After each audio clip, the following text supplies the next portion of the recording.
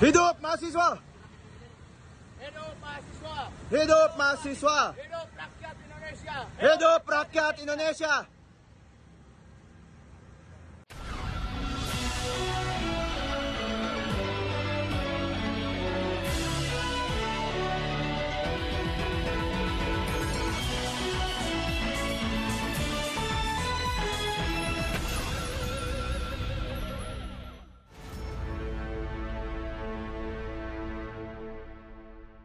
Halo, Assalamualaikum warahmatullahi wabarakatuh. Saya Hersman Arif dari Forum News Network.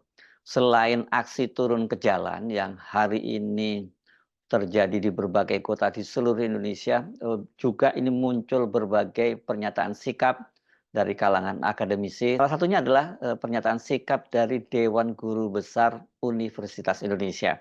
Ini penting kita garis bawahi ya, karena bagaimanapun juga sampai sekarang yang namanya Universitas Indonesia itu masih jadi semacam panutan gitu dalam gerakan-gerakan mahasiswa, karena memang ini saya kira faktor sejarah di masa lalu. Karena itulah kemudian kampus Universitas Indonesia terutama Salemba itu disebut sebagai kampus perjuangan. Dan saya kira kendati banyak terjadi sterilisasi di kampus-kampus, dan kemudian termasuk juga rektor-rektor dari UI itu kebanyakan adalah mereka-mereka yang menghamba pada kekuasaan, tetapi sikap kritis dari kalangan Dewan Guru Besar dari Universitas Indonesia ini ternyata tidak luntur juga, dan menyikapi perkembangan terbaru kali ini ya berkaitan dengan diterpedonya dua putusan Mahkamah Konstitusi oleh DPR itu, puluhan guru besar Universitas Indonesia itu menyampaikan pernyataan sikap nih. Sejauh ini ada 67, tapi kabarnya masih terus bertambah. Ini penting ya, saya bacakan bunyi pernyataan sikap dari para guru besar di Universitas Indonesia itu. Menyikapi kegentingan situasi negara dalam 2 hari terakhir ini dengan penuh keprihatinan dan kesesakan yang mendalam, Dewan Guru Besar Universitas Indonesia (DGB UI) menilai bahwa tengah terjadi krisis konstitusi di Negara Kesatuan Republik Indonesia akibat dari pembangkangan Dewan Perwakilan Rakyat Republik Indonesia yang secara arogan dan vulgar telah mempertontonkan pengkhianatan mereka terhadap konstitusi. Akibatnya Indonesia kini berada di dalam bahaya otoritarianisme yang seakan mengembalikan Indonesia ke era kolonialisme dan penindasan. Tingkah pola tercela yang diperlihatkan para anggota DPR itu tak lain dan tak bukan merupakan perwujudan kolusi dan nepotisme yang pada tahun 1998 telah dilawan dengan keras oleh aksi massa dan mahasiswa sehingga melahirkan reformasi. Mari kita cermati bersama bahwa 2. 1. Putusan Mahkamah Konstitusi bersifat final dan mengikat bagi semua, termasuk semua lembaga tinggi negara. 2. Pembahasan revisi Undang-Undang Pemilihan Kepala Daerah dengan mengabaikan putusan MK nomor 60/PUU /22 Romawi /2024 dan putusan MK nomor 70/PUU /22 Romawi /2024 sehari setelah diputuskan, nyata-nyata DPR sangat mencederai sikap kenegarawanan yang dituntut dari para wakil rakyat. 3. Tidak ada dasar filosofis yuridis maupun sosiologis yang dapat dipertanggungjawabkan untuk mengubah persyaratan usia calon kepala daerah termasuk besaran kursi parpol melalui revisi Undang-Undang Pemilihan Kepala Daerah. 4. Perubahan-perubahan tersebut berpotensi menimbulkan sengketa antar lembaga tinggi negara seperti Mahkamah Konstitusi versus DPR, sehingga kelak hasil pilkada justru akan merugikan seluruh elemen masyarakat karena bersifat kontraproduktif dan akan menimbulkan kerusakan kehidupan bernegara. 5. Konsekuensi yang tak terelakkan adalah runtuhnya kewibawaan negara, lembaga-lembaga tinggi negara, dan hukum akan merosot ke titik nadir bersamaan dengan runtuhnya kepercayaan masyarakat. Kami tersentak dan geram karena sikap dan tindak laku para pejabat baik di tataran eksekutif, legislatif maupun yudikatif yang sangat arogan dan nyata-nyata mengingkari sumpah jabatan mereka. Kami sangat prihatin dan cemas akan masa depan demokrasi yang akan menghancurkan bangsa ini.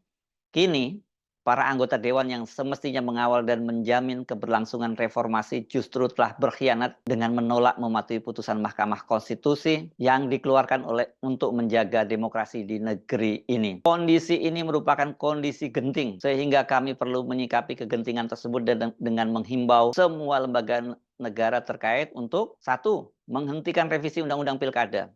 2. bertindak arif, adil, dan bijaksana dengan menjunjung nilai-nilai kenegarawanan. Ketiga, meminta KPU segera melaksanakan putusan MK nomor 60 dan 70 tahun 2024 demi terwujudnya kedaulatan rakyat berdasarkan Pancasila. Negara harus didukung penuh agar tetap tegar dan kuat dalam menjalankan konstitusi sesuai dengan perundang-undangan, serta mengingatkan secara tegas bahwa kedaulatan rakyat adalah berdasarkan Pancasila. Depok 21 Agustus 2024 ini disebutkan menyetujui. Ini banyak sekali nama-namanya, saya sebut tadi ada 67 orang guru besar, dan katanya ini masih akan terus bertambah. Mungkin hari ini sudah bertambah jauh lebih banyak. Di situ yang pada nomor 1 tertera nama Profesor Harkristuti Harkrisnowo, ini guru besar hukum di Fakultas Hukum Universitas Indonesia yang juga menjadi Ketua Dewan Guru Besar Universitas Indonesia. Saya tidak tahu apakah sudah diganti atau belum, tapi sudah lama ini. Jadi Ketua Dewan Guru Besarnya sejak tahun 2015, dan kita masih ingat ya, beberapa waktu yang lalu, tidak lama setelah Mahkamah Konstitusi memutuskan melalui putusannya nomor 90 tahun 2023 yang meloloskan Gibran Rakabuming putra Pak Jokowi itu menjadi calon presiden kendati usianya belum sampai 40 tahun. Profesor Harkristuti bersama guru besar, Dewan Guru Besar juga di Universitas Indonesia juga menyampaikan pernyataan sikap, dan pada waktu itu Profesor Harkristuti mengaku diteror, ya. Ini diteror karena dianggap ini kenapa kok UI membebek pada UGM gitu, karena sebenarnya sikap ini sesungguhnya bukan siapa yang lebih duluan, tapi memang ada komunikasi di antara para guru-guru besar dari berbagai perguruan tinggi itu, dan yang memulainya itu adalah para guru besar di Universitas Gadjah Mada yang waktu itu dikenal dengan sebutan petisi Bulak Sumur. Dan petisi Bulak Sumur itu berupa teguran kepada Presiden Jokowi alumni dari UGM.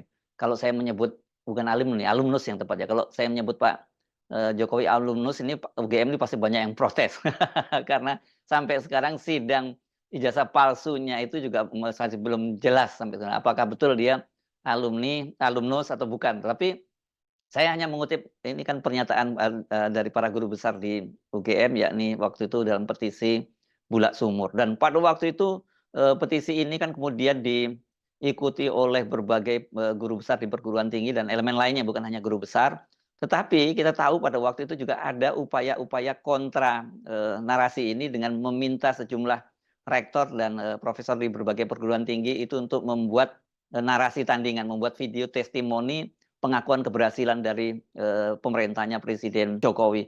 Dan waktu itu kasusnya itu terbuka ke publik karena rektor Universitas Katolik Sugiya Pranata di Semarang itu menolak untuk memberikan testimoni itu. Dan belakangan kemudian banyak muncul pengakuan-pengakuan dari sejumlah rektor perguruan tinggi swasta maupun guru-guru besar bahwa mereka diminta oleh seorang petugas kepolisian untuk membuat testimoni itu. Dan soal ini kemudian secara kelembagaan oleh Polri dibantah, dan itu merupakan inisiatif dari orang per orang saja.